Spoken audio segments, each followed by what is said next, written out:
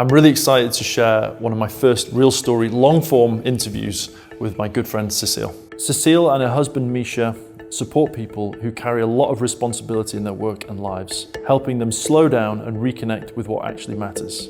This conversation started because I kept finding myself getting pulled into conversations online, into what feels like this algorithm. Every time we're sitting and we're looking at social media, there seems to be something that's funny, something that's cute, something that's violent, and something that's very strongly political. It seems like this is the flow of how they're capturing our brains, keeping us confused and keeping us kind of addicted to scrolling. Cecile shared a concept that hit me really hard, and it was about the pendulum. There's a book called Reality Transurfing by Vadim Zeland. One of the concepts that he introduces is the concept of pendulums. It's when there's this energetical pull from one side to the other, right? So for instance, a football team, it can be a pendulum. So you can go into whether your energy gets sucked in to a side of the pendulum. And then, perhaps your life goal was to do this or that, but then somebody will become like a fan of one particular football team and be dragged into that pendulum. The interesting thing in that is that he says that whether you're for or against it, you're feeding it. What struck me is the idea that the world isn't just divided, that it's been fed by our reactions. Whether we push for it or fight for something, the energy is exactly the same. And online, you can feel that pull instantly. That's why, neutrality is the minimum level at which you want to engage with things. So all of these informations that you see online and all the different news, for instance, everything's working by algorithms, and then, very strong opinions and debates. And all of this is draining your energy. This is exactly what I've been feeling. I'm having these conversations online and I realized I'm not even talking to a real person anymore. I was actually interacting with an algorithm's version of them, and they were interacting with the algorithm's version of me. Like used to play rugby, and I love rugby. I really enjoy playing it, and I know it's something my dad would enjoy to see me playing. And I've always had this obsession with the idea of going and playing for my local rugby club back in England, and my dad being there to see me play. Like, that's always been a thing in my deep self. If there's like a rugby tournament playing, I will sit up until 11 o'clock, 12 o'clock at night to watch this rugby game. And Jay's like, why don't you just watch it in the morning? And I'm sitting there like comatose, like, no, I have to watch this. And I do feel pulled into it. And then when I step back, I go, why am I, my dad's lives in Ireland. I live in Thailand. Like, why am I doing this to myself? Is that a little bit with the pendulum? Well, the pendulum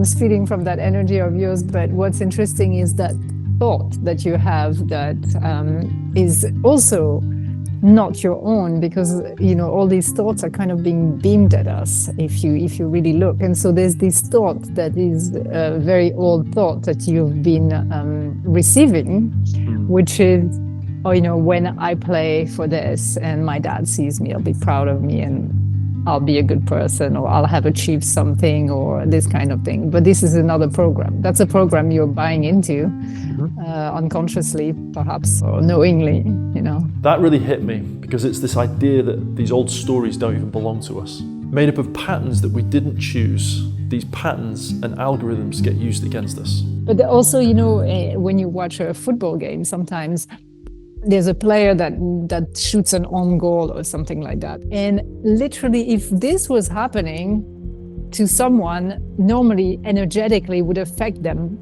so much, right? That we don't know what could happen to them, really, to have that level, that amount of negative energy on them. But because it's the pendulum, this whole energy is recycled and taken into the pendulum. When people stop feeding the pendulum dies off. Earlier, Cecile explained about the pendulum from the fan side, the passion, the intensity, the pull. But there's another side here that she was explaining. Imagine being the one on the pitch, millions of people watching, every move judged. One mistake and the whole pendulum swings at you. No one can carry that kind of weight. And once you see it in football, you start to see it everywhere. Everything in the media, it's all polarization, that it's all polarizing. And my position is peace.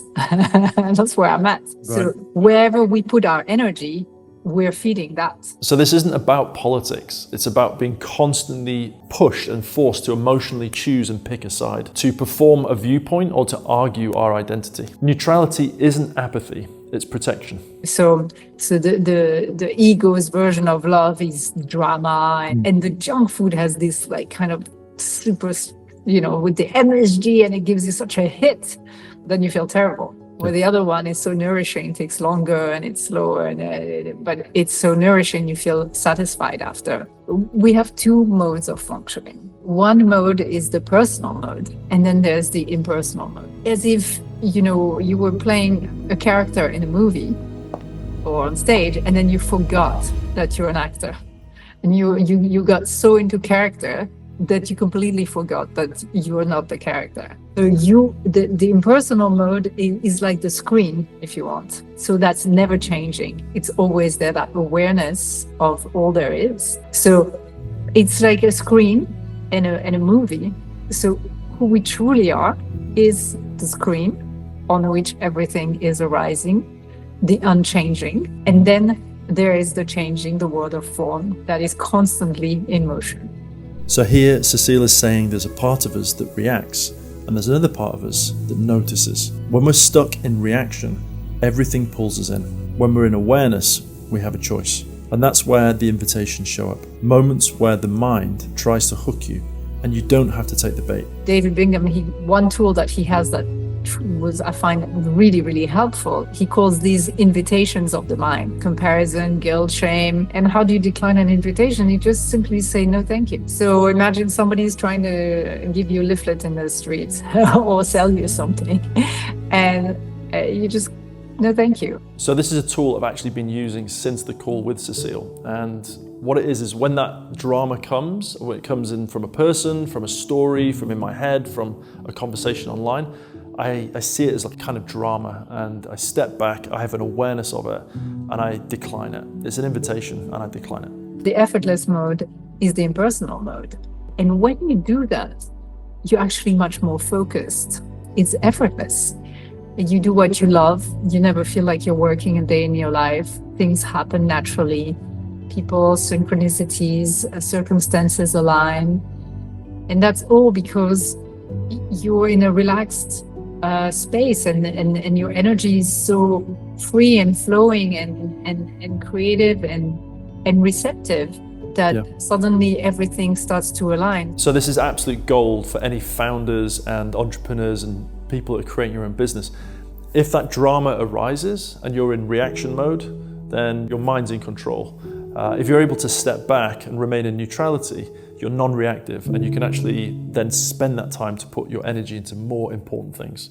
What do you see as your kind of higher purpose or your mission that you'd like to bring to the world? I had what you're told, the society tells you is, great. So that means, a certain look, big wardrobe, money, travels, friends, parties, just everything that's supposed to make you happy, according to whatever we're told. But that didn't really make me happy. There was a lot of numbing, there was a lot of partying, but I wasn't really fulfilled in this. And, I see a lot of people like that have ticked all the boxes, and there's still something that's still not happy. It's because you can never get enough of what doesn't satisfy you. And the true satisfaction, it comes from realizing who you truly are. And once you see that, you stop running, you stop the carrot. Because if you look at it, all our society is based on the carrot at the end of the stick. And the true satisfaction,